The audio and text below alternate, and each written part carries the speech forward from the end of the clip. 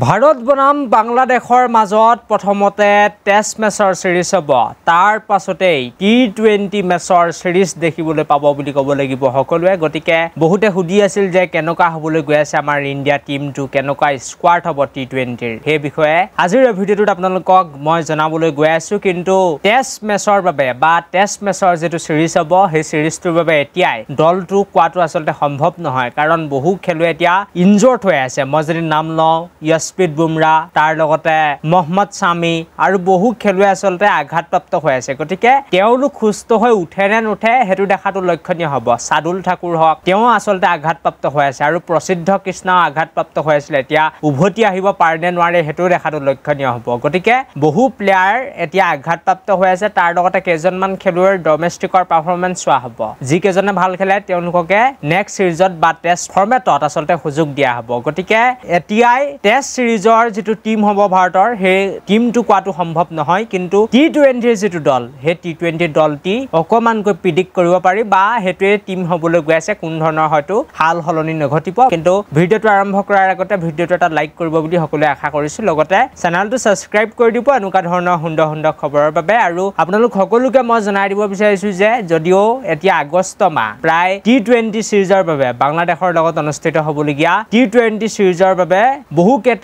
মাজত সপ্তাহ বাকি আছে কিন্তু তথাপিও যদি কোনো খেলুৱৈ আঘাতপ্ৰাপ্ত নহয় তেনেহলে আমাৰ ভাৰতৰ যেটো টিম হ'ব হেতু আপোনালোকক দেখাই দিব বিচাৰিছো কেপ্টেইন হিচাপে থাকিব সূৰ্য কুমাৰ যাদৱ তাৰ পাছতেই দলৰ ৰূপ অধিনায়ক হিচাপে সুমন গিলে থাকিব ইয়াৰ পাছতে বাকি কোন খেলুৱৈ থাকিব বুলি ক'লে আপোনালোক সকলোকে মই জনাই দিব বিচাৰিছো যে যশস্বী জয়সৱাল ৰিংকু সিং ৰিয়ান পৰাগ ঋষভ পন্থ তাৰ লগতে সঞ্জু চেমছনক পুনৰ এবাৰ বেক কৰা হ'ব যদিও তেখেতে টি20 সিৰিজত ভাল খেলিব নোৱাৰিলে শ্ৰীলংকাৰ লগত খাতা খুলিব নোৱাৰিলে দুইখন টি20 মেচতে কিন্তু তথাপিও তেখেতক সুযোগ দিয়া হ'ব পুনৰ এবাৰ তাৰ পাছতে হাৰ্ট হিটিং পাণ্ডিয়া অৰ্থাৎ হাৰ্দিক পাণ্ডিয়াটো থাকিব নো ডাউট তাৰ পাছতে আৰু কোনে স্থান পাব বুলি ক'লে আপোনালোক সকলোকে মই জনাই দিব বিচাৰিছো যে শিৱম দুবে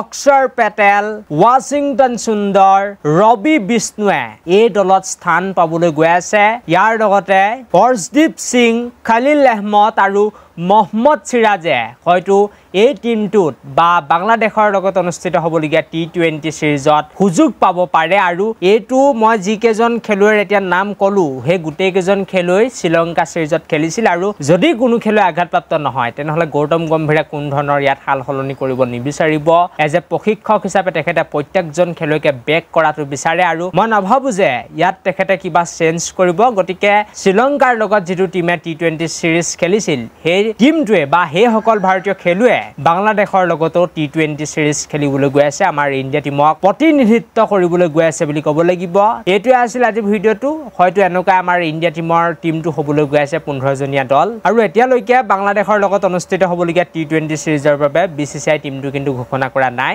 এটো সম্ভাৱ্য দল হয় আপোনালোকে আশা কৰিলো ভিডিঅ'টো চাই ভাল পালে এওঁলোকে হয়তো সুযোগ পাব thank you for watching this video'